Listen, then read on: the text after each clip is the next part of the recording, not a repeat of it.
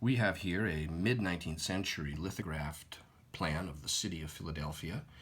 It was produced in Philadelphia by the firm of S.A. Mitchell. It's very detailed with original hand color. There is an extensive index coming down this side locating dozens of specific churches and buildings and theaters and so on. The map here has been remargined on this side. The original paper stops right along this outer neat line here with a tiny little chip here into the border. There is also a couple short little splits over here that have been closed. I'll turn the map over so you can see on the reverse. This paper is very close. It's essentially matching paper here.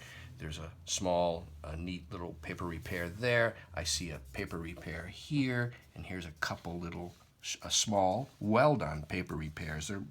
They're almost invisible to the eye. I mean, you can see them, but they're not, they're not offensive or anything like that. And so the overall appearance here of the map remains still very acceptable, nice looking, perfect for framing, and it is available now online from me, Brian DiMambro.